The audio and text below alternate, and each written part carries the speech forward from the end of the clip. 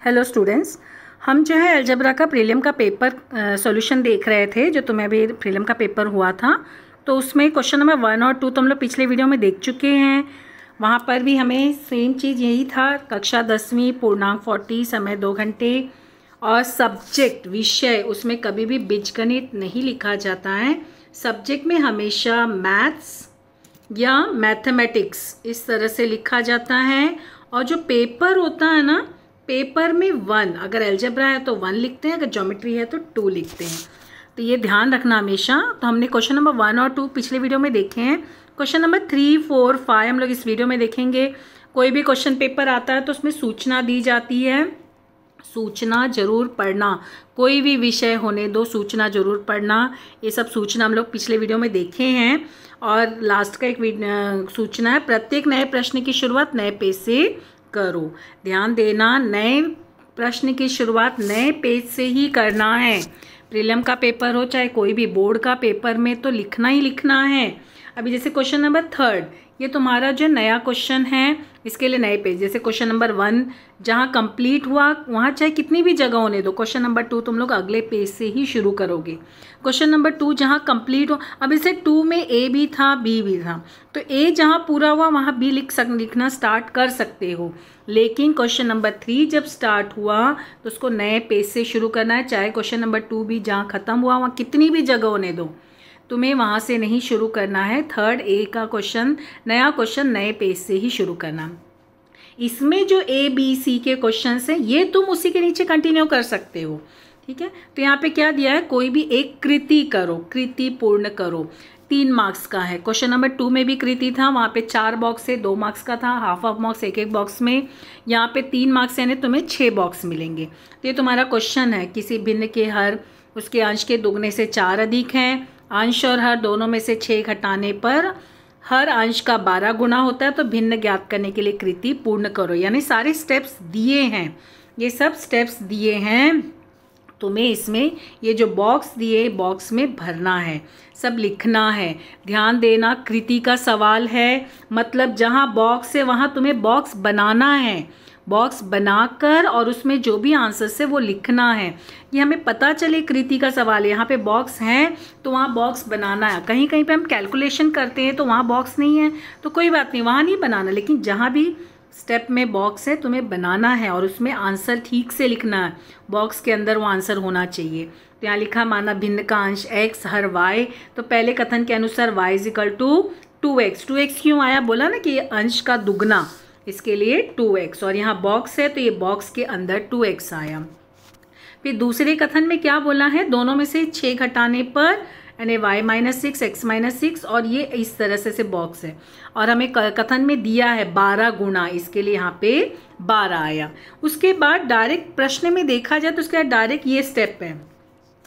तो यानी कि यहाँ पे माइनस, यहाँ पे क्या आया, क्या आएगा वो हमें कैसे पता चलेगा। जब तक हम ये कोष्टक हल नहीं करेंगे, हम ये कैलकुलेट नहीं करेंगे, हमको ये स्टेप नहीं मिलेगा।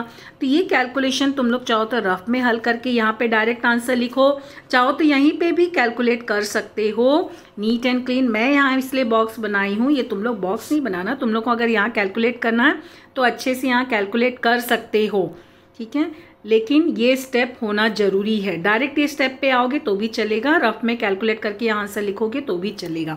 लेकिन जहाँ बॉक्स है वहाँ बॉक्स बनाना है। बॉक्स नहीं बनाओगे तो नहीं चलेगा, बॉक्स बनाना ज़रूरी है। तो अभी यहाँ पे हमने कैलकुलेट किया, 12 को 6 से गुणा किया 12x, x से गुणा किया 12x, 12 को 6 से गुणा किया -72। फिर हमने यहाँ पे जो है इसको पक्षांतर किए, ये 6 को यहाँ पक्षांतर किए। इसके लिए हमको आंसर क्या मिला, यहाँ -12x + y = -66, ये मिला हमको। अब उसके बाद ये हमारा स्टेप आने के बाद हमको यहाँ पे देखो अगला स्टेप क्या दिया, डायरेक्ट दिया x = 7, x = box, y = box, यानी x और y का मान ज्ञात करना है और लिखना है। चूंकि यहाँ पे कोई स्टेप नहीं है आगे, तो तुम लोग रफ में कैलकुलेट कर लोगे। आसान क्या होगा, देखो यहाँ पे y दिया ना, तो ये y का मान हमको मिला है, डायरेक्ट इस समीकरण में रख दो। रफ कैलकुलेट करो, चाहो तो यहीं पे कैलकुलेट करो, लेकिन अच्छे से, ऐसा गंदा नहीं होना चाहिए। और जो स्टेप में बॉक्स है वो बॉक्स बनाना है। तो यहाँ पे 2x + 4 = -66। y के जगह पे हमने ये लिख लिया। अब देखो -12x प्लस 2x कितना हुआ, -10x हो गया, और ये 4 को यहाँ पक्षांतर किए तो -4 हो गया, तो -10x इज इक्वल टू -70 हो गया, माइनस माइनस कट गया, x क्या मिला 70/10 यानी कि 7, तो 7 मिला। y का x का मान 7 मिला, डायरेक्ट इसमें रखो इस समीकरण में, क्या मिला 2 गुणे x हमको 7 मिला ना, 7 + 4 यानी 14 + 4 कितना मिला 18, तो यानी ये 7 और ये 18 हमको मान मिल गया है। तो y का मान 18, x का मान 7 डायरेक्ट यहाँ पे लिख दिए। कृति का सवाल है तो कैलकुलेशन करके नहीं दिखाओगे तो भी चलेगा, लेकिन जो बॉक्स में आंसर है वो सही होना चाहिए, और वो तुम रफ में कैलकुलेट करके भी डायरेक्ट आंसर लिख सकते हो। फिर यहाँ पे भिन्न जो है 7/18, लेकिन जहाँ बॉक्स बना है वहाँ बॉक्स बना के फिर आंसर लिखना है, ये ध्यान देना। हर एक बॉक्स को हाफ मार्क्स हैं, अगर सब राइट है तो 3 मार्क्स मिलेंगे। फिर उसके बाद दूसरा क्वेश्चन है, उसी में ही 3rd A में 2 कृति दी गई है, 2 में से केवल एक कृति करना है, लेकिन हम तो यहाँ पे सॉल्व कर रहे हैं, इसके लिए दोनों कृति बताएंगे। यहाँ दिया 3x² + kx + 12 = 0, इसके मूल वास्तविक तथा समान है, तो k का मान ज्ञात करने के लिए कृति पूर्ण करो। तो यहाँ पे तुम्हें जो है k का मान ज्ञात करने के लिए कृति पूर्ण करना है। 3x² + kx + 12 = 0 की तुलना ax² + bx + c = 0 से करने पर a का मान लिखना है। a का मान क्या होगा, देखो ये a है ना, क्या है x वर्ग का गुणांक, यानी यहाँ पे x वर्ग का गुणांक क्या है 3, तो यहाँ आया 3। बॉक्स बनाना इस तरह से बनाना कि जो संख्या लिख रहे हो बॉक्स के अंदर आ जाए चिन्ह के साथ, क्योंकि यहाँ प्लस है तो प्लस नहीं लिखा जाता, इसके लिए डायरेक्ट 3। b दिया, c दिया, ये स्टेप्स दिए हैं, स्टेप्स में सब मान रखने हैं, ठीक है। तो यहाँ पे देखो जब ये तुलना किए तो a का मान 3 रखा गया। फिर यहाँ पे delta is equal to b² - 4ac यानी 4a ये है, और फिर यहाँ आपको कितना मिला k² - 144। जहाँ बॉक्स बने हैं वो बॉक्स ज़रूर बनाना, और उसके अंदर जो मान रखोगे वो बॉक्स के अंदर अच्छे से आना चाहिए, वो ध्यान रखना। ऐसे नहीं कि बॉक्स के बाहर वो मान जा रहा है, इस तरह से बॉक्स बनाना कि अच्छे से लिख पाओ। फिर यहाँ पे समीकरण का मूल वास्तविक तथा समान है, k² 144 है, तो तुम्हें पता है ना k वर्ग 144 है, हमें k का मान निकालना है ना, वर्गमूल लोगे तो वर्गमूल ये तो k हो गया, k वर्ग का वर्गमूल k हुआ, और 144 का वर्गमूल क्या होगा +-12। कभी भी ध्यान देना वर्गमूल निकालते तो +-12 होता है, यानी k का मान +12 तथा k का मान -12, इस तरह से आंसर आएगा। हर एक बॉक्स में हाफ मार्क्स, तो अगर पूरे 6 बॉक्स राइट है तो तुमको 3 मार्क्स मिलेंगे, लेकिन कोई एक सम करना है, दोनों नहीं हल करना है। हाँ, लेकिन अगर मान लो तुमने दोनों हल कर लिया, बाई चांस हम कभी कभी ऐसा होता है ना कि हम दोनों सवाल हल कर लेते हैं और हमें हल एक ही करना, तो क्या करना, जैसे कोई आंसर दोनों राइट हैं तो कोई एक का मार्क्स जुड़ेगा, और अगर मान लो एक में कम है एक में ज़्यादा मार्क्स है तो जो ज़्यादा मार्क्स वाला मार्क्स है ना वो वाला आंसर जुड़ेगा, जो कम मार्क्स वाला उसको नहीं जोड़ा जाएगा। ये बोर्ड का रूल है, लेकिन कभी भी कोशिश करना चॉइस के क्वेश्चंस जो एक्स्ट्रा क्वेश्चन है बाद में हल करना, पहले जितने हल करने वो हल करना। पता चला कि एक्स्ट्रा करने के चक्कर में लास्ट के सब क्वेश्चंस रह जाएंगे, 2 घंटे में पेपर भी पूरा होना चाहिए ना। अब यहाँ देखो निम्नलिखित में से कोई भी 2 प्रश्न को हल करो, ऐसे दिया है ना क्वेश्चन। 3rd B है, अब देखो 3rd B है तो ये तुम्हारा नया प्रश्न नहीं है, तो जहाँ 3rd A कंप्लीट हुआ वहीं से 3rd B स्टार्ट कर सकते हो अगर जगह है तो, लेकिन 3rd B ऐसा नहीं कि नया क्वेश्चन है, तो यहाँ पे 3rd A 3rd B एक ही पेज से स्टार्ट हम कर सकते हैं। अभी तुम्हें यहाँ पे 3rd B में 3 प्रश्न दिए जाएंगे, उसमें से तुम्हें 2 हल करने होंगे, 4 क्वेश्चंस दिए जाएंगे। ये सब तुम लोग को मैं अपने एनालिसिस वीडियो में बता चुकी हूँ कि कौन सा क्वेश्चन में कितने क्वेश्चंस रहेंगे, कितने टाइम में वो क्वेश्चन कंप्लीट करना, टाइम मैंने वो मेरे प्लेलिस्ट में चेक करना, उसमें एनालिसिस वीडियो दिया है अलजेब्रा का, उसमें सब हर एक क्वेश्चन कितने टाइम में पूरा होना चाहिए वो सब बताया गया है। तो कोई भी 2 प्रश्न हल करना, 4 प्रश्न दिए जाएंगे। तो पहला क्वेश्चन देखो क्या दिया है, युगपत समीकरण 3m + n = 10, m - n = 2 आलेख विधि से समीकरण को हल करना। आलेख विधि, देखो आलेख आ गया, मतलब तुम्हें ग्राफ पेपर की ज़रूरत पड़ेगी।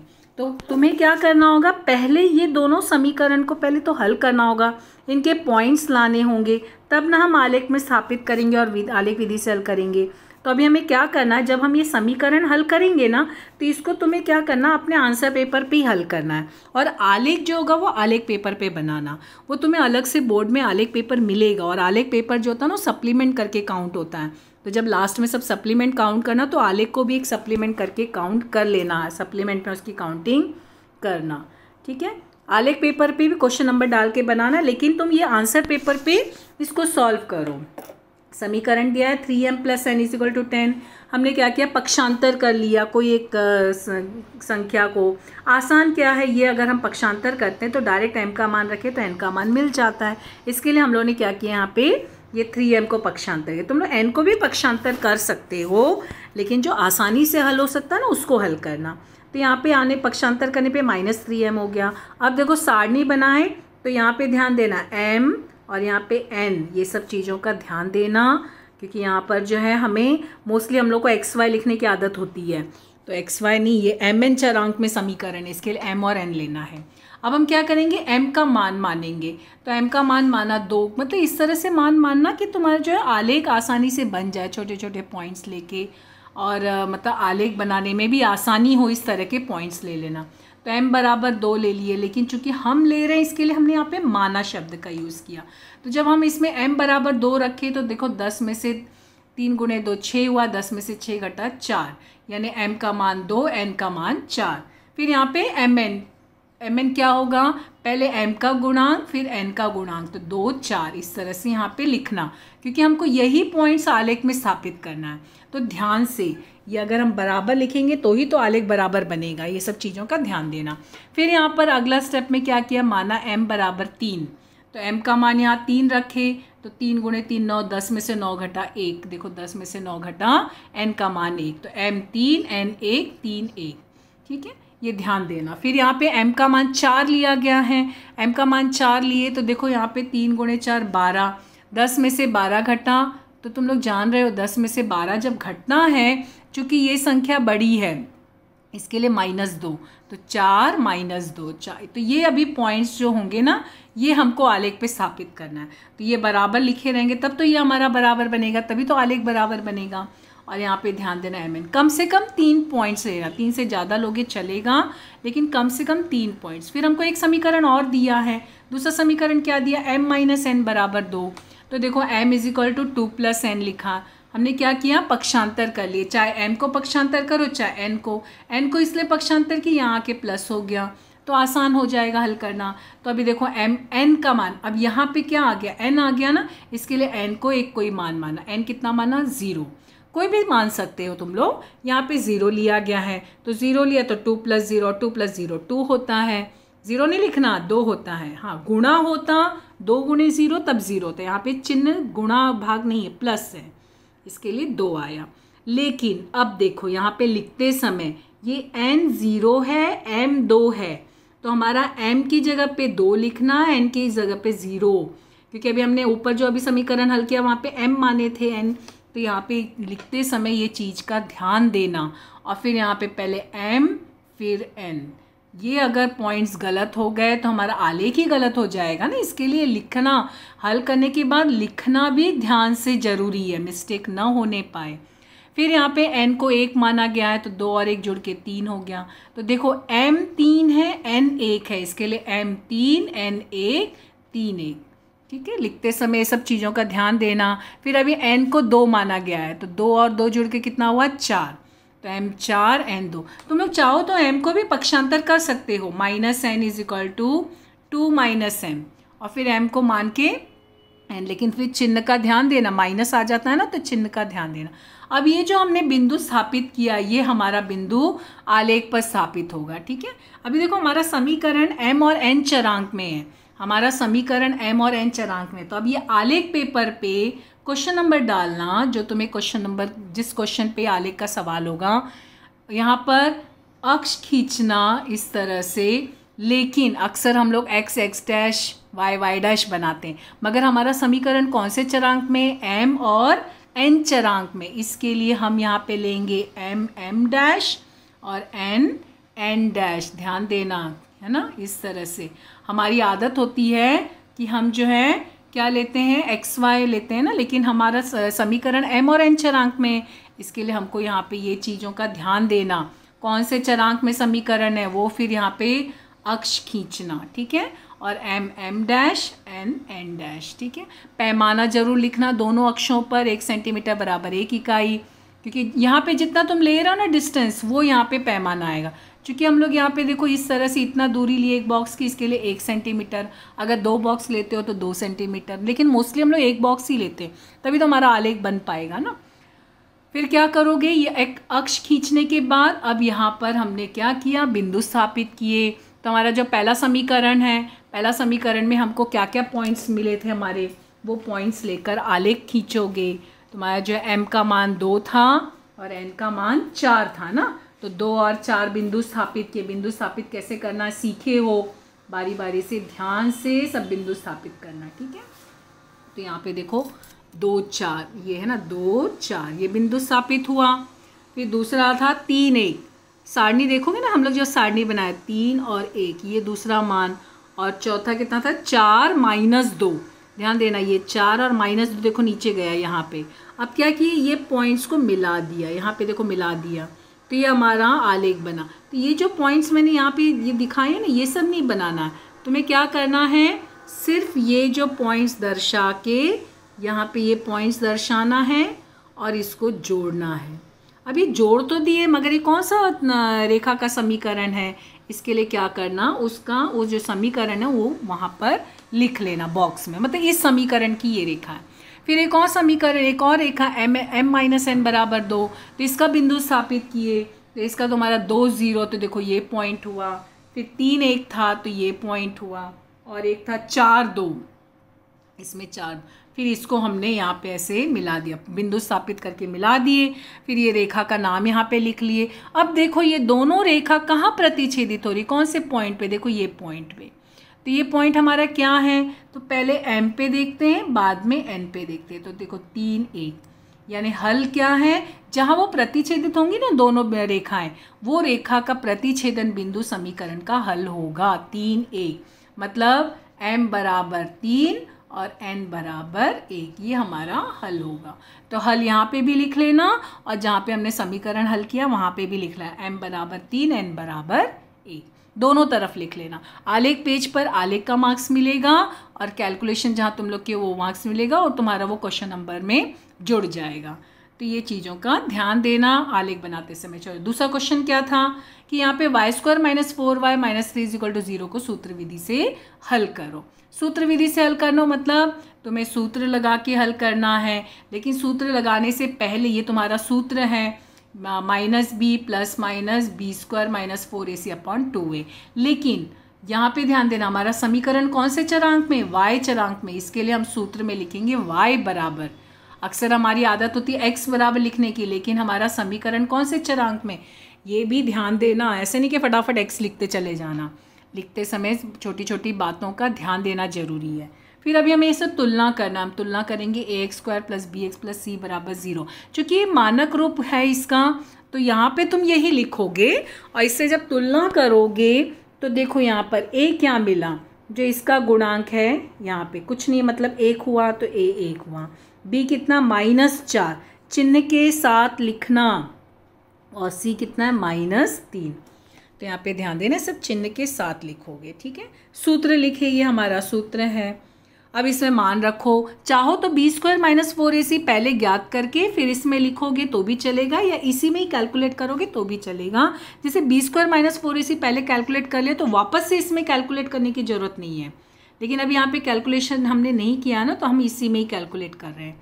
तो क्या होगा, -b + -b² - 4ac/2a। ठीक है, तो यहाँ पे मान रखे, ध्यान देना ये b -4 है, हमको b -4 मिलाना, और ये माइनस इस सूत्र का माइनस है, ये चीज़ों का ध्यान देना। फिर यहाँ पे b² - 4ac, तो यहाँ पर कितना मिला हमको, ये देखो ये -+4 हो गया, और ये +- और 4 का वर्ग 16, और यहाँ पे देखो 4 × 3 12, और -+। ठीक है, तो 16 और 12 जुड़ के कितना हो गया, 28 हो गया ना। अब देखो यहाँ पर ये 2 को इसके साथ ऐसे काट मत देना, ये गलत तरीका होगा। क्यों, क्योंकि यहाँ पे बीच में +- का चिन्ह है, तो हम ऐसे नहीं कट कर सकते हैं, नहीं तो लगोगे उसको इस तरह से कट करने। अब देखो हमें यहाँ पे क्या दिया है, फिलहाल ये ऐसे ही रहने दो। 28 का गुणनखंड निकालें, क्या है 2 गुणे 2 गुणे 7, तो यहाँ पे देखो 1 2 बाहर आ गया। लेकिन अब ये भी जो 2 बाहर है ये दोनों को ऐसे मत कट करना, ये भी गलत हो जाएगा। अभी इसको ऐसे ही रहे क्योंकि इनके बीच में चिन्ह है ना। क्या करोगे, अब ये दोनों में देखो 2 कॉमन है, अब ये 2 को बाहर निकाल लेना। यहाँ देखो क्या बचा, 1 2 बाहर आ गया है तो 2 बचा, और यहाँ पे क्या है 2 बाहर आ चुका है तो सिर्फ करनी में 7 बचा, और ये प्लस माइनस। अब ये 2 और ये 2 को काट सकते हो, क्यों? क्योंकि यहाँ पे देखो गुणा का चिन्ह है, तो अब इन दोनों को काट सकते, ये दोनों को नहीं काटना, ठीक है। ये दोनों सिर्फ हम काट सकते, इसको नहीं काट सकते, गलत हो जाएगा क्योंकि यहाँ पे बीच में प्लस माइनस का चिन्ह है। अब क्या बचा 2 प्लस माइनस करनी में 7, तो एक बार प्लस लेके हल करोगे, एक बार माइनस लेके हल करो। 2 प्लस करनी में 7, 2 माइनस करनी में, तो ये समीकरण का हल है। हल इस तरह से लिखते हैं, धनु कोष्ठक बना के आंसर लिख के बीच में कॉमा डाल देना या तथा लिख देना, ठीक है। तीसरा सवाल देखो क्या बोला है। कांताबेन को वर्ष 2010 में 1,80,000 वार्षिक वेतन वाली नौकरी लगी, प्रतिवर्ष 10,000 की वृद्धि देना तय हुआ, तो कितने वर्ष बाद उसको 2.5 लाख रुपया उन्हें प्राप्त होगा, ठीक है। मतलब 2000 वर्ष में नौकरी लगी और उसको देखो 1,80,000 वार्षिक वेतन, शब्द का ध्यान देना, वार्षिक वेतन, वार्षिक यानी पूरे साल का, ठीक है, वेतन ये मिला, और प्रति वर्ष यानी हर साल 10,000 रुपये वृद्धि हो रही है, हर साल, महीने का नहीं। कभी कभी क्वेश्चन में मासिक या प्रति माह, प्रति महीने का, तो वो सब शब्द का ध्यान देना। यहाँ पे शब्द इस तरह से दिया है, तो कितने वर्ष के बाद उनका वार्षिक वेतन 2.5 लाख हो जाएगा, ये हमें ज्ञात करना है। तो देखो उनका वेतन जो है 2010 में पहला वर्ष है तो 1,80,000 है, दूसरा वर्ष 2011 में है तो 2011 में उन्हें 1,80,000 और 10,000 रुपये एक्स्ट्रा मिला ना, बोला हर साल 10,000 बढ़ेगा, तो 1,90,000 मिल गया। तो यानी कि जो पहला वर्ष जो है वो T1 है, यानी कि ए तुम्हारा क्या है T1 बराबर ए 1,80,000, और हमें TN दिया है, लास्ट बोला है ना 2.5 लाख, 2,50,000।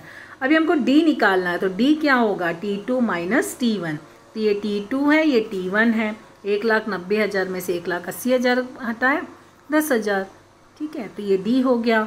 अभी हमें क्या ज्ञात करना है, N ज्ञात करना, हमको TN दिया हुआ है, यानी कि हमारा कौन सा सूत्र लगेगा, TN का सूत्र। क्या होगा TN का सूत्र, सूत्र लिखना, जब भी सूत्र लिखना, सूत्र लिख के उसको बॉक्स में हाईलाइट करना, ये सब अट्रैक्ट करने का तरीका होता है, ध्यान से। फिर यहाँ पे सूत्र लिखने के बाद सूत्र में मान रखो A लिखे या N-1 D लिखे, TN हमको 2.5 लाख मिला हुआ है, और यहाँ पर देखो ये जो है N-1 है, ये हल नहीं हुआ, इसके लिए इसको कोष्टक खोले, तो एक बार N से गुणा किए तो 10,000 N, माइनस 1 से गुणा किए तो माइनस 10,000, 1 से गुणा करने पर सेम संख्या आती है। अब ये जो 10,000 N है ये ऐसे ही रहेगा क्योंकि इसमें चरांक N है, ये किसी के साथ हल नहीं होगा। यहाँ पर 1,80,000 और 10,000 को घटाए तो 1,70,000, माइनस है ना, इसके लिए घटाए। अब क्या करेंगे, ये जो 1,70,000 है इसको अब यहाँ ले जाएंगे, तो यहाँ पे जब ले जाएंगे तो ये हमको क्या मिलेगा, यहाँ पर घटाएंगे तो क्या हो जाएगा 2,50,000 माइनस 1,70,000, और ये 10,000 N ऐसे ही रहे क्योंकि N है ना, चरांक लगा है, ये ऐसे ही रहेगा। तो हमें ये घटाने पे कितना मिला 80,000, ठीक है। अब हमें N का मान निकालना है, तो 80,000 और ये 10,000 गुणा है तो यहाँ आके भाग हो गया, ये 0 0 0 0 कब कट गया, क्या बचा 8, N का मान कितना मिला 8, तो यानी कि कांताबेन को 8वें वर्ष में 2,50,000 रुपये उनका वार्षिक वेतन होगा। हाँ, 8वें वर्ष में कांताबेन का वार्षिक वेतन 2,50,000 होगा, ठीक है। इस कथन का सवाल है तो आंसर भी कथन में होना चाहिए, ध्यान देना। फिर चौथा सवाल, अच्छी तरह फेंटी गई ताश के पत्तों में से एक पत्ता निकाला गया, संभावता ज्ञात करो।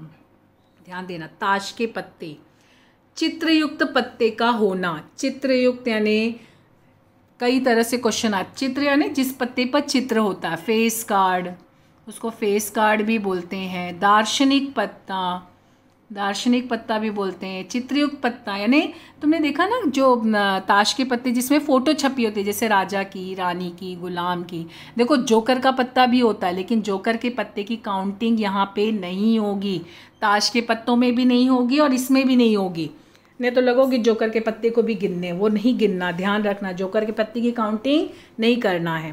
ताश के हमको 52 पत्ते ही लेने हैं और चित्रयुक्त में राजा रानी और गुलाम के ही पत्ते लेने हैं। और दूसरा क्या है, काला पत्ता का होना। काला पत्ता है ना, तुम लोग जानो ना, देखो दो लाल पत्ते होते हैं, दो काला। काले पत्ते तुम्हें पता हुकुम के पत्ते होते हैं और चिड़ी के पत्ते होते हैं। चिड़ी का 13 पत्ता, हुकुम का 13 पत्ता, ये काला पत्ता है। और अगर लाल रहा तो पान और ईंट का होता है पत्ता। तो अभी हमें आंसर कैसे लिखना है, नमूना अवकाश लिखेंगे 52 ताश के पत्तों की गड्डी। ठीक है, तो यहाँ पर NS कितना हुआ, 52 हुआ। अब यहाँ पे क्या हुआ, निकाला गया पत्ता चित्रयुक्त है, ये घटना हुआ। क्योंकि हमको घटना का नाम प्रश्न में तो दिया नहीं है, इसके लिए हम क्या करेंगे, माना घटना A बराबर।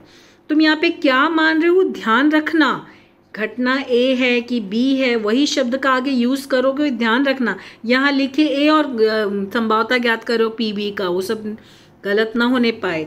तो माना घटना A बराबर निकाला गया पत्ता चित्रयुक्त है, यानी कि A में अब क्या क्या घटक आए, राजा रानी गुलाम के चित्रयुक्त पत्ते। तो उनके तुम्हें पता है ना, राजा के 4 पत्ते, रानी के 4 पत्ते, गुलाम के 4, 4 4 8 4 12। तो NA कितना मिला हमको, NA 12 मिला। ठीक है, हमें संभावता ज्ञात करनी है, तो हमें आगे भी हल करना है। संभावता का सूत्र क्या है, PA। संभावता है ना प्रोबेबिलिटी, इसके लिए P कैपिटल लिखा जाता है। और ब्रैकेट में घटना क्या है, यहाँ पे A, तो जो घटना है वही यहाँ ब्रैकेट में लिखना। तो जब यहाँ पे A लिखे हो तो यहाँ भी NA, अगर यहाँ घटना B है तो NB, ये चीज़ों का ध्यान देना। और बटे में नमूना अवकाश NS होगा। तो कितना मिला हमको, 12/52। ठीक है, अभी जो 12/52 आया, 4 से कट किया, 4 गुणे 3 12, 4 गुणे 1 4, 4 गुणे 3/13। मान लो तुमको 4 के पहाड़े से नहीं समझ में तो 2 से कट करो, 2 गुणे 6, 2 2 ज़ा 4, 2 6 ज़ा 12। फिर यहाँ पे 2 से कटेगा, 2 गुणे 3, 2 गुणे 13, देखो 3/13। 2 से भी कट करके हल कर सकते हो, 4 का पहाड़ा तो डायरेक्ट 4 के पहाड़े से भी कट कर सकते हो, लेकिन बराबर से कट करना, ये ध्यान रखना। आंसर आने के बाद उसको बॉक्स में लिखो। ठीक है, PA बराबर 3/13। ध्यान देना, जब भी तुम्हें आंसर मिलेगा, संभावता का आंसर 0 और 1 और उसके बीच का यानी बटे में होता है। 1 से बड़ा नहीं होना चाहिए, 0 से छोटा, माइनस में नहीं होना चाहिए। अगर तुम्हारा 0 भी चलेगा, 1 भी चलेगा, या फिर बटे में होगा, मतलब 1 से कम 0 से बड़ा, बस इसी के बीच में संख्या होगी। अगर तुम्हें 1 से बड़ा या 0 से छोटा मिल रहा है, मतलब कहीं कुछ कैलकुलेशन मिस्टेक हुआ है, कुछ लिखने में गलती हुई है, उसको चेक कर लेना। ठीक है, दूसरा घटना क्या बोला था, माना घटना B, निकाला गया पत्ता काला है, काला पत्ता। तो काले पत्ते कितने होते, 13 हुकुम के पत्ते, 13 चिड़ी के पत्ते, यानी NB कितना हुआ, 26। अब देखो घटना B माना है ना, इसके लिए NB 26। संभावता ज्ञात करना है PB। B क्यों लिखे, क्योंकि घटना B है। तो यहाँ पर भी NB/NS सूत्र लिखे, यहाँ B लिखे हो तो यहाँ भी B आएगा। जो घटना यहाँ लिखा वो घटना यहाँ पे, बाकी NS तो सब में रहेगा। तो कितना मिला, 26/52। तो तुम्हें पता है ना 26 गुणे 2 52 होता है। लेकिन अगर नहीं आ रहा तो कोई बात नहीं, 2 से कट करो, 2 गुणे 1 2, 2 गुणे 3 6, 2 गुणे 2 4, 2 गुणे 6 12, 13 गुणे 2 26 होता है, हो गया 1/2। दोनों तरीके से इसको कट कर सकते हो। 1/2 आंसर आ गया तो उसको हाईलाइट करना है, ऐसे बॉक्स में लिखना। ठीक है, तो इस तरह से हमारा क्वेश्चन नंबर 3 भी कंप्लीट होता है। अब क्वेश्चन नंबर 4, नया क्वेश्चन आ गया। नया क्वेश्चन मतलब नए पेज से शुरुआत। 3 भी जहाँ भी कंप्लीट हो रहा है, कितनी भी जगह होने दो, नए पेज से शुरू करना है। कोई भी 2 प्रश्न लिखने हैं, तुम्हें 3 क्वेश्चंस दिए जाएंगे, 3 में से कोई भी 2, 8 मार्क्स यानी प्रत्येक क्वेश्चन 4 मार्क्स का। कितने मिनट में सब क्वेश्चंस कंप्लीट होने हैं सब बताई हूँ पहले अपने एनालिसिस वीडियो में, उसमें जाकर चेक करो। हर एक क्वेश्चन हमारा कितने मिनट में पूरा होना चाहिए, टाइम मैनेजमेंट ध्यान दो। देखो क्वेश्चन क्या दिया, एक सीधे रास्ते पर A और B 2 स्थान है। ठीक है, एक सीधा रास्ता, उस पर 2 स्थान है A और B। क्या बोला, इनके बीच की दूरी 30 किलोमीटर है। मतलब एक स्थान है A और एक है B, A और B ये 2 स्थान है, इनके बीच की दूरी कितनी है, 30 किलोमीटर। ठीक है, क्या बोला है, रमेश कार से ए से बी की दिशा में जाने के लिए निकलता है। यहाँ पे ए है और ये बी है, ए बी, तो रमेश ए से बी की ओर जा रहा है और उसी समय कैलाश बी से ए की ओर आ रहा है। मतलब ये इसकी कैलाश की तरफ जा रहा है और ये रमेश की तरफ जा रहा है। तो दोनों क्या हो रहा है, 20 मिनट में एक दूसरे से मिलते हैं। दोनों जो है 20 मिनट में एक दूसरे से मिलते हैं। यहाँ पे टाइम में ये ध्यान देना, सब इकाई ध्यान देना, इधर किलोमीटर है, यहाँ पे मिनट है, ये सब ध्यान देना क्योंकि हमें कैलकुलेशन करते समय ये सब टाइम का ध्यान देना है, इकाई क्या दी है वो सब का ध्यान देना है। फिर बोला है उसी समय कैलाश निकलकर विपरीत दिशा में गया होता तो उसे रमेश 3 घंटे के बाद मिलता। ठीक है, अभी यहाँ पे क्या बोला है कि जब ए और बी ये जगह है, यहाँ से रमेश चला, अब कैलाश जो है रमेश की तरफ न जाकर ये विपरीत दिशा में चल रहा है और ये भी इस दिशा में चल रहा है। ठीक है, दोनों इस दिशा में। तो अब ये दोनों जन 3 घंटे बाद, 3 घंटे के बाद मिलते हैं दोनों जन। देखो यहाँ पे घंटा शब्द यूज़ है, यहाँ पे मिनट शब्द यूज़ हुआ है। ये सब का ध्यान देना क्योंकि कैलकुलेशन करते समय हमें ध्यान देना है ये सब का। तभी हमें सवाल हल करना, दोनों की चाल ज्ञात करनी है। गति ज्ञात कर, गति यानी चाल। तो चाल, रमेश की चाल को क्या माना हमने, x माना, और कैलाश की चाल को y माना। और चाल की इकाई क्या होती है, किलोमीटर प्रति घंटे। इसके लिए यहाँ पे लिखा गया किलोमीटर प्रति घंटे। अभी क्या बोला है, जब रमेश और कैलाश एक दूसरे की ओर जाते हैं, ये दोनों एक दूसरे की ओर जा रहे हैं ना, ये यहाँ से आ रहा है और यहाँ से आ रहा है, तो दोनों की तय की गई दूरी कितनी है। मतलब रमेश ने कितना दूरी तय किया, कैलाश ने कितना दूरी तय किया। तुम्हें पता ना सूत्र, चाल जो है दूरी बराबर, चाल बराबर दूरी बटे समय। यह तुम लोग जो है सूत्र साइंस में पढ़े हो। तो दूरी का सूत्र क्या हुआ, चाल गुणे समय। ये तेरे गुणा किए ना, पक्षांतर किए, चाल गुणे समय, ये दूरी का सूत्र हुआ। तो अभी रमेश ने कितना, 20 मिनट में कितनी दूरी तय की, दोनों 20 मिनट में मिल रहे हैं ना, तो रमेश ने कितनी दूरी तय की और कैलाश ने कितनी दूरी तय की वो हम ज्ञात करेंगे।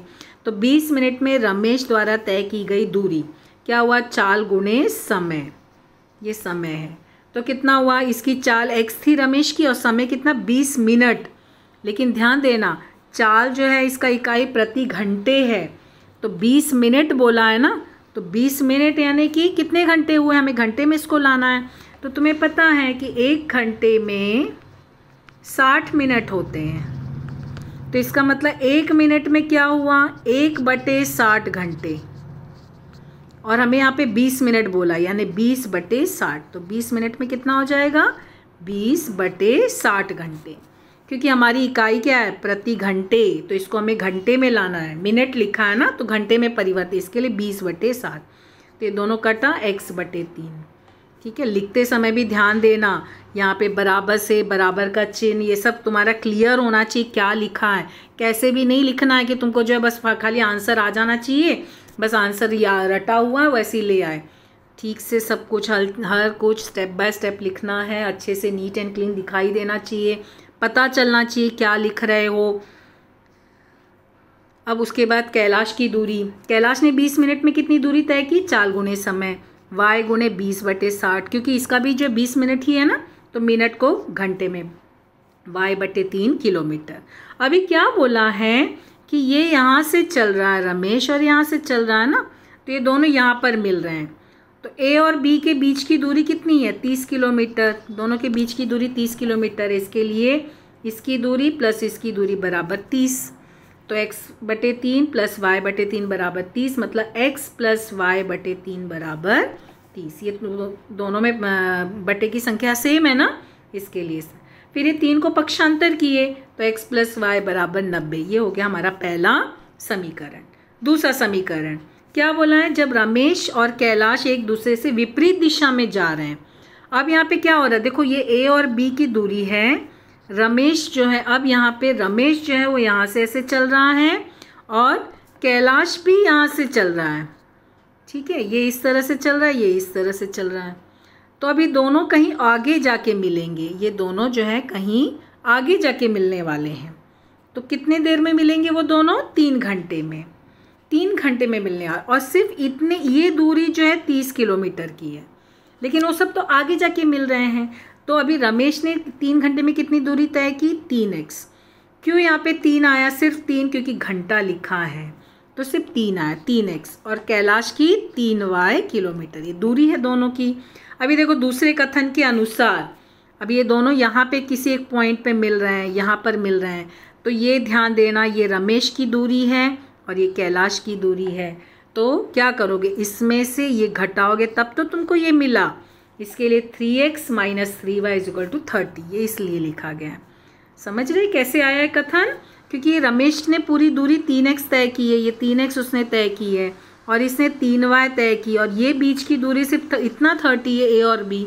तो यानी इसमें से जब इसको घटाए, 3x में से 3y घटाए तो 30 मिला। तो ये हमारा समीकरण बना। अब दोनों में 3 कॉमन है तो x - y, और फिर उसके बाद ये 3 को पक्षांतर किए तो बटे में यहाँ गुणा था तो भाग हो गया। तो कितना मिला? x - y = 10। ये समीकरण हुआ। अब देखो हमारे पास एक है x + y = 90, x - y = 10। अब हमारा देखो x, दोनों में x का गुणांक y का गुणांक सेम है, लेकिन यहाँ पे देखो y का जो चिन्ह है विपरीत है, तो डायरेक्ट क्या किया? जोड़ दिया। अगर चिन्ह विपरीत है ना तो जोड़ देना, तो ये दोनों कट गया। कट के क्या बचा? x और x जुड़ के 2x, 90 और 10 जुड़ के 100 हो गया। तो x बराबर कितना हो गया? 100/2 यानी 50। तो x का मान हमको मिला 50। अब ये 50 जो है, चाहे समीकरण 1 में रखो चाहे 2, किसी एक में रखो जिसमें तुम आसानी से हल कर पाओ। हम जो है यहाँ पे समीकरण 1 में रख रहे हैं, तो समीकरण 1 में रखे तो हमें क्या मिला? यहाँ पे 50 + y = 90। फिर ये 50 को पक्षांतर किए तो यहाँ जाके माइनस हो गया, तो 90 में से 50 घटा 40, तो y = 40 मिला। तो रमेश की चाल क्या हो गई? 50 किलोमीटर प्रति घंटे, क्योंकि रमेश की चाल हमने x लिया है और x का मान हमको 50 मिला है, और कैलाश की चाल हमने y लिया है, y हमको 40 मिला। दोनों की चाल ज्ञात करनी थी, तो ये रमेश की चाल हो गई और ये कैलाश की चाल। ये हो गया हमारा आंसर, कंप्लीट हो गया।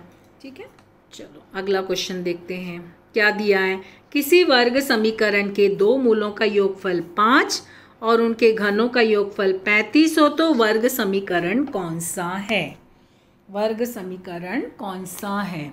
ठीक है, अब यहाँ पे देखो 2 मूल बोला है। मूल मतलब एक को हम लोग अल्फा मानते हैं और एक को हम लोग बीटा मानते हैं। मूल यानी हल। तो अल्फा और बीटा इनका योगफल तुम्हें दिया 50, और दूसरा कथन क्या बोला? घनों का योगफल, यानी अल्फा का घन प्लस बीटा का घन बराबर 35। ये 2 जानकारी दी है। वर्ग समीकरण ज्ञात करना, वर्ग समीकरण का सूत्र रखोगे और सूत्र में मान रखोगे। तो ये तुम्हारा पहला कथन के अनुसार मिला, ये दूसरे कथन के अनुसार मिला। चूँकि हम यहाँ पे सूत्र पढ़े हैं ना, ये वाला हम सूत्र क्या पढ़े हैं, देखो यहाँ पर 8वीं में भी पढ़े हो, 9वीं में भी पढ़े हो। अल्फा प्लस बीटा का घन बराबर अल्फा घन प्लस बीटा घन plus 3 alpha beta into alpha plus beta, ये हम सूत्र पढ़े। चाहो तो ये यहाँ पे ऐसे पक्षांतर करके फिर हल करो, या फिर डायरेक्ट इसी में ही मान रखोगे तो भी तुम्हें आंसर मिलेगा। अल्फा घन प्लस बीटा घन, और इधर अल्फा प्लस बीटा का घन -3 alpha beta alpha plus beta. तुम चाहो तो यहीं पे मान रख के बाद में पक्षांतर करो, या चाहो तो पहले पक्षांतर करके फिर मान रखो। दोनों तरीके से हल कर सकते हो। तब यहाँ पे देखो, यहाँ तो पक्षांतर पहले कर लिया गया है। तब यहाँ अल्फा घन प्लस बीटा घन कितना है? 35, और अल्फा प्लस बीटा का घन कितना है? 5 का घन। लिखते समय भी ये सब चीज़ों का ध्यान देना। फिर 3 अल्फा बीटा ऐसे ही रहेगा, क्योंकि अल्फा बीटा हमारे पास नहीं है। अल्फा प्लस बीटा 5 हमारे पास है। कोष्टक खोलोगे, 5 का घन 125, और ये 3 × 5 15 अल्फा बीटा। ठीक है, अल्फा बीटा ऐसे ही रहेगा, सिर्फ 3 और 5 को गुणा किया गया। फिर यहाँ पे अभी क्या करेंगे, ये जो अल्फा बीटा है ये इधर ले आए और इस 35 को यहाँ ले आए, तो क्या हो गया, ये यहाँ आके प्लस हो गया और 35 यहाँ आके माइनस हो गया। तो 125 में से 35 घटा 90। अब ये 15 गुणा है ना, तो यहाँ जाके भाग हो जाएगा। तो जब भाग करोगे तो क्या मिला, यहाँ पे भाग किए 90/15 यानी 6 मिला। 15 × 6 90 होता। अगर नहीं तुम्हें आ रहा है तो कोई बात नहीं, 3 से कर लो। 3 × 5 15, और 3 × 3 9, फिर उसके बाद 5 × 6 30, 6 मिला। मतलब कट तुम लोग अपने हिसाब से कर सकते हो, लेकिन ध्यान से। हमें 15 का पहाड़ा आता है तो 15 6 90। तो अल्फा × बीटा कितना मिला? 6। अभी हमें वर्ग समीकरण प्राप्त करने को बोला, तो पहले हमें वर्ग समीकरण का सूत्र लिखना होगा ना, डायरेक्ट मत लिखते चले जाना। पहले सूत्र बताना क्या होगा, और सूत्र में लिखते समय देखना तुम्हें क्वेश्चन में कौन से चरांक में समीकरण, मोस्टली हम लोग एक्स चरांक में ही बनाते हैं, लेकिन अगर प्रश्न में कोई चरांक दिया तो वही चरांक लिखना, अगर नहीं दिया तो एक्स ही लेना। समीकरण लिखे, अब क्या करोगे, सब मान रखोगे। अल्फा प्लस बीटा कितना है 5, अल्फा गुणे बीटा 6, यहाँ पे मान रखे तो x square minus 5x plus 6 is equal to 0। ये हो गया हमारा समीकरण। ठीक है, ध्यान से लिखने का तरीका सब बहुत अच्छे से नीट एंड क्लीन सब समझ में आना चाहिए इस तरह से। अब यहाँ पे देखो क्या बोला, यदि किसी अंकगणितीय श्रृंखला के तीसरे तथा 8वें पदों का योगफल 7, कथन ध्यान देना, तीसरे और 8वें पदों का योगफल 7 है। तीसरा यानी T3, 8वां यानी T8, इनका योगफल 7 दिया। और क्या बोला, और 7वें पद और 14वें पद का योगफल -3। ठीक है, 7वें पद यानी T7 प्लस T14 -3 है। तो तुम्हें क्या ज्ञात करना है, 10वां पद यानी T10 ज्ञात करना है। ठीक है, अब देखो T10 ज्ञात करना है यानी Tn का सूत्र लगाएं, a plus n minus 1d। अब ना तो तुम्हारे पास a है ना d है, n है, क्योंकि T10 दिया ना, T10 यानी n दिया है, a नहीं दिया, d नहीं दिया। मगर हमारे पास यहाँ ये जो दो समीकरण मिले हैं ना, इससे हम a और d ज्ञात करेंगे। तो चलो पहले हम इसको हल करते हैं। तो अंकगणितीय श्रृंखला का पहला पद माना a है, दूसरा और सामान्य अंतर माना d है। तो सूत्र Tn is equal to a plus n minus 1d। ध्यान देना, हमें पहले सब बताना है हम क्या ले रहे हैं, कौन सा सूत्र ले रहे हैं, तब जाके लिखना स्टार्ट करना। फिर पहले कथन के अनुसार T3 plus T8 is equal to 7। तो T3 को सूत्र से लिखोगे, T8 को सूत्र से लिखोगे, चाहो तो अलग से लिखकर फिर जोड़ना या फिर उसी में ही हल कर लेना, दोनों तरीके से कर सकते हो। तो T3 है ना a प्लस 3 माइनस 1d और a प्लस 8 माइनस 1d। तो क्या मिला तुम्हें, यहाँ पर देखो ये a ऐसे ही रहेगा और 3 में से घटा 2d, यहाँ 8 में से घटा 7d, a और a जुड़ के 2a, 2d और 7 जुड़ के 9d। तो ये हो गया हमारा समीकरण 1। दूसरा क्या बोला है, दूसरे कथन के अनुसार T7 plus T14 is equal to -3। यहाँ पे ध्यान देना, कथन सब अच्छे से रीड करना क्या लिखा है। तो a प्लस 7 माइनस 1d और a plus 14 minus 1d, Tn के सूत्र लिखे ना, तो यहाँ पे 6d, यहाँ 13d, a और a जुड़ के 2a, 6 और 13 जुड़ के 19d बराबर -3। अब समीकरण 1 और 2 को अभी हमें क्या करना है, देखो हमारा समीकरण 1 और 2 ये है। ठीक है, दोनों में यहाँ देख लो, दोनों में 2a गुणांक ऑलरेडी समान है, तो हम क्या करेंगे, घटा देंगे। घटा दिए तो यहाँ माइनस का चिन्ह, और चिन्ह जो बदल रहे हैं ना घटाते समय, वो दर्शाना है, उसको हमें दर्शाना है ब्रैकेट में। क्या करोगे, यहाँ पे दर्शा के ब्रैकेट में दर्शाना, ये हमने जो चिन्ह बदला है ये दोनों कट गया, ये माइनस है यानी कि -10d, और यहाँ पर ये प्लस हो गया तो +10, 7 और 3 जुड़ के। कोई स्टूडेंट्स क्या करते हैं, ऐसे लिखते हैं समीकरण 2 में से समीकरण 1 घटाने पर। फिर लिखते समय भी ध्यान से, चिन्ह भी ध्यान से, नहीं तो तुम डायरेक्ट लिखोगे तो भी चलेगा, दोनों में आंसर आते हैं, चिन्ह ध्यान से लगा के लिखना। तो d का मान हमको क्या मिला, d का मान हमको क्या मिला, t जो होगा 10/-10 यानी d बराबर -1। अब जो d का मान मिला है किसी भी एक समीकरण में रखो, यहाँ समीकरण 1 में रखा गया है, मतलब 1 और 2 समीकरण है तुम्हारे पास, दोनों में से किसी में भी रख सकते हो जिसमें आसानी से हल कर पाओ। तो क्या मिला, 2a प्लस 9 माइनस 1 और यहाँ 7। तो यहाँ पे देखो 2a ऐसे ही रहेगा, -9 हो गया, फिर ये -9 को पक्षांतर किए तो +9 हो गया, 7 और 9 जुड़ के 16।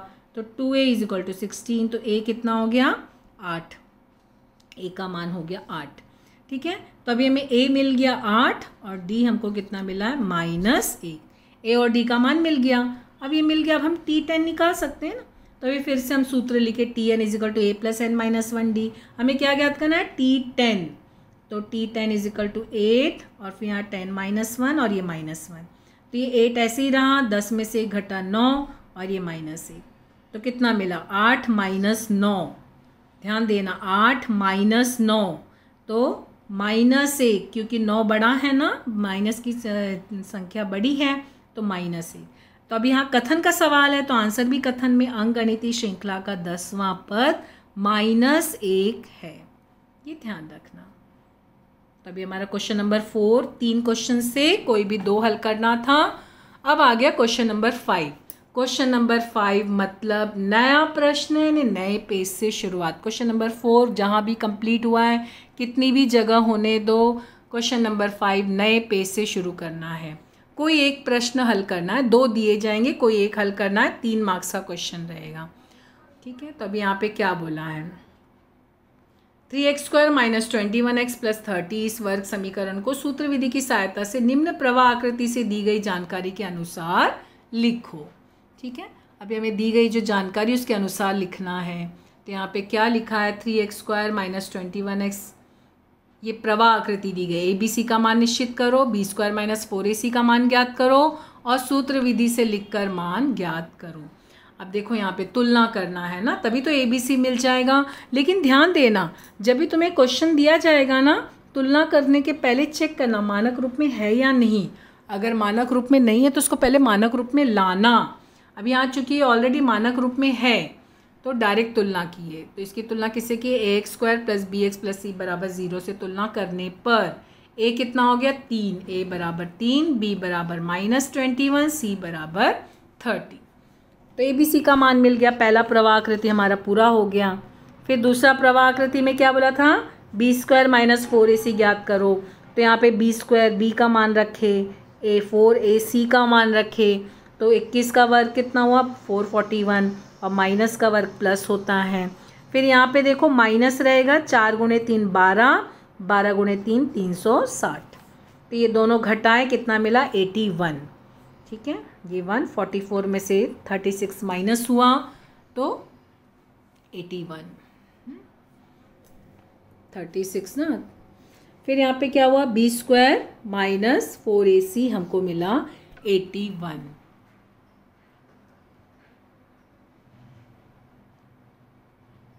अब आगे ये हमारा दूसरा प्रवाह आकृति पूरा हो गया ना, दूसरा प्रवाह आकृति पूरा हो गया। अभी हमें आगे क्या बोला था, तीसरी प्रवाह आकृति में सूत्र विधि से सूत्र हल करना। तो x = -b ± b² - 2ac, पहले यहाँ पर सूत्र लिखोगे, सूत्र लिखने के बाद मान रखोगे। चूंकि B² - 4ac ऑलरेडी हम ज्ञात कर चुके हैं तो डायरेक्ट मान रखना, उसको फिर से हल करने की ज़रूरत नहीं है। तो यहाँ पे √81 हमने लिखा, और यहाँ पे देखो माइनस प्रश्न का सूत्र का माइनस, और b दिया है -21, तो माइनस माइनस प्लस हो गया, प्लस नहीं लिखा जाता है ना। तो 21 प्लस माइनस, और 81 का रूट कितना हुआ, 9, और बटे 6, 2 × 3 6 हुआ। अब यहाँ पे ध्यान देना, ये दोनों ऐसे कट मत कर लें लगना, या फिर इसके साथ ये गलत हो जाएगा। हम इसको कभी कट करेंगे जब हम इसको आगे हल कर लेंगे ना, तब कट करना है, ऐसे नहीं कट कर सकते। तो x = 21 + 9, 30/6, 21 - 9 यानी 12/6। अब इसको काट सकते हो, 6 × 5 6 × 2। तो देखो x = 5 और x = 2, ये समीकरण का हल हुआ। ठीक है, तभी हमारा समीकरण का हल धनु कोष्ठक में लिखे और वो मान लिखे। x चरांक में समीकरण है तो x लिखे। कोई भी एक प्रश्न हल करना था, 2 दिया हुआ रहेगा, एक ही हल करना है। तो ध्यान देना, पहले जितना हल करना ना वो पहले लिख लेना, और फिर अतिरिक्त जो एक्स्ट्रा क्वेश्चन है ना उसको बाद में लास्ट में लिखना। पहले जो लिख लेना, चॉइस के आंसर्स लिखने के बाद उसको चेक कर लेना, फिर एक्स्ट्रा क्वेश्चंस लिखना। एक्स्ट्रा क्वेश्चन टाइम है तो ज़रूर लिखो, अगर आ रहा है तो ज़रूर लिखो। और एक चीज़ ध्यान देना, मान लो क्वेश्चन नहीं भी आ रहा है तो क्या करना ना, क्वेश्चन नंबर लास्ट में ज़रूर डाल के आना। जैसे मान लो तुमने अभी क्वेश्चन नंबर 5th का फर्स्ट किया, क्वेश्चन नंबर 5th का सेकेंड, तो ऐसे करके सिर्फ क्वेश्चन नंबर, मान लो तुमको आंसर नहीं आ रहा तो सिर्फ ऐसे क्वेश्चन नंबर डाल के आना। क्यों बोल रही हूँ, क्योंकि क्या होता है ना, कभी कभी बोर्ड में प्रिंटिंग मिस्टेक हो जाता है, ऐसे होता नहीं है मोस्टली, लेकिन बाई चांस कभी हो जाता है। तो क्या होता है कि प्रिंटिंग मिस्टेक अगर है ना तो क्वेश्चन में फुल मार्क्स मिलता है, लेकिन वो क्वेश्चन अटेम्प्ट किए रहोगे तो मिलेगा, नहीं तो नहीं मिलेगा। इसके लिए ज़रूर क्वेश्चन नंबर या क्वेश्चन समय है तो लिख के आ जाना, क्वेश्चन लिख के आ जाना, समय नहीं तो नंबर डाल देना। 2 पासा एक साथ उछाला गया, निम्नलिखित प्रत्येक क्षण पूर्त करने प्रत्येक शर्त पूर्ण करने वाली घटनाओं की संभाव्यता ज्ञात करना है। अब यहाँ पे देखो क्या बोला है, दो पासा उछाला गया है। ध्यान से नमूना अवकाश हमें बनाना है। और हमें क्या बोला है, ऊपरी पृष्ठभाग पर आने वाली संख्या का योगफल अभाज्य संख्या। अभाज्य संख्या जानते हो, प्राइम नंबर, यानी जिसका भाग किसी से नहीं जाता है उसी संख्या से जाता है, वो अभाज्य संख्या। और पहले पासे पर मिलने वाली संख्या दूसरे पासे पर मिलने वाली संख्या से छोटी है। ठीक है, यहाँ पे मतलब जो पहला पासा, जैसे 1 और 1 लिखा है तो ये दोनों सेम हो गया। 1 और 2 लिखा है तो देखो ये पासे की संख्या छोटी है ना इससे, इस तरह की संख्या। फिर जैसे मान लो 2 1 लिखा है तो 2 तो बड़ी है तो ये नहीं आएगा, तो इस तरह से हमको लेना है। तो पहले तो हमें नमूना अवकाश लिखना है। नमूना अवकाश क्या है, 2 पासा फेंका गया तो ये नमूना अवकाश बनाओगे। ध्यान देना कैसे बनाना, एक ब्रैकेट में पहले 1 1 1 ले लेना और 1 के साथ 1 2 3 4 5 6 सबके बीच में कॉमा।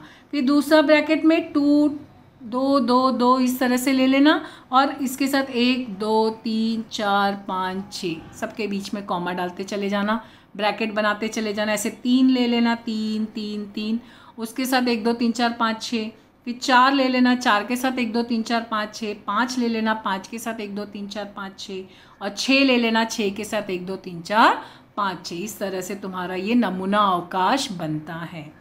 तो NS कितना आया, 36। ये गिनोगे ना तो पूरा 36 है। ठीक है, ये हमारा नमूना अवकाश और नमूना घटकों की संख्या। फिर हमें क्या बोला, घटना A। अभी घटना A नहीं दिया है, इसके लिए हमने लिखा माना घटना A। ऊपरी पृष्ठभाग पर आने वाली संख्या का योगफल अभाज्य संख्या है। तो अभाज्य संख्या देखो, 1 और 1 जुड़ने पे 2, तो 2 अभाज्य संख्या इसके लिए आएगा। 1 और 2 जुड़ने पर 3, तो ये आएगा। 1 और 3 जुड़ने पर 4 होता है, इसके लिए 1 और 3 नहीं लेंगे। इसको देखो, ये दोनों को जब हम जोड़ते हैं तो 4 होता है, तो ये अभाज्य संख्या नहीं है। फिर 1 और 4 जोड़ने पे 5, ये अभाज्य संख्या है। फिर 1 और 5 जोड़ने पे देखो कितना आया, 6 अभाज्य संख्या नहीं है, तो 1 और 6 लिया गया। 1 और 6 जोड़ने पे 7। ऐसे जो जो संख्या जोड़ने पर हमको अभाज्य संख्या मिल रही है वो सब हमने यहाँ पे लिया। ठीक है, तो ये सब लेने पर हमको कितना मिला, NA कितना मिला, 15। टोटल संख्या जो है 15 है, तो यहाँ पर 15/36। ये NS 36 है ना, संभाव्यता ज्ञात कर रहे हैं, तो PA कितना हो जाएगा, संभाव्यता है P और जो भी घटना है वो ब्रैकेट में A, और यहाँ पे भी फिर NA। ठीक है, तो कितना हुआ, 15/36। अभी यहाँ 15/36 इसको कट करोगे, चाहो तो 3 से कट करो। ठीक है, या फिर तुम जो है मतलब 3 गुणे 5 15, 3 1 3, 3 2 6, 5/12। तो ये हमारा आंसर आया 5/12। अभी घटना B क्या बोला, पहले पासे पर मिलने वाली संख्या दूसरे पासे पर मिलने वाली संख्या से छोटी है। तो अभी यहाँ पे देखो, ये जो संख्या तुमको बताई थी ना, ये लिख लिए हमने, कौन कौन सी संख्या आएगी, जो है वही लिखना, सब नहीं लिखना है। तो NB हमको कितना मिला, यहाँ पे भी ये भी हमको 15 मिला है। तो यहाँ पर जरूरी नहीं कि दोनों हमेशा सेम मिले, लेकिन यहाँ पे बाई चांस मिल गया है।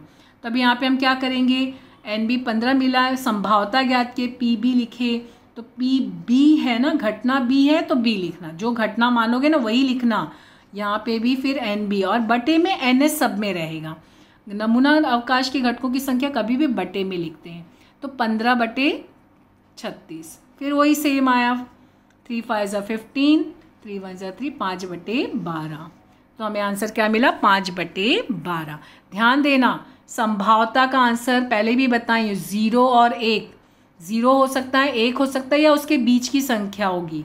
अभी देखो 5/12 यानी कि 0 से छोटी है ना, तो इसका मतलब ये आंसर राइट है। अगर तुम्हें 1 से ज़्यादा मिल रहा है या 0 से कम माइनस में मिल रहा है, तो यानी कहीं कुछ मिस्टेक हुआ है, चेक करना, कुछ कैलकुलेशन मिस्टेक तो नहीं हुआ है। ये सब आंसर्स लिखने के बाद चेक करो, सारे आंसर्स चेक करो, सप्लीमेंट अच्छे से बांधो, जो भी सप्लीमेंट है तुम्हारे क्वेश्चन वाइज बराबर से बांधना, सब चेक करना। ठीक है, लास्ट के 10 मिनट्स जो है चेक करने के लिए ही रखना। तो इस तरह से बोर्ड का पेपर अच्छे से लिखो, अच्छे मार्क्स लाओ। Best of luck, thank you.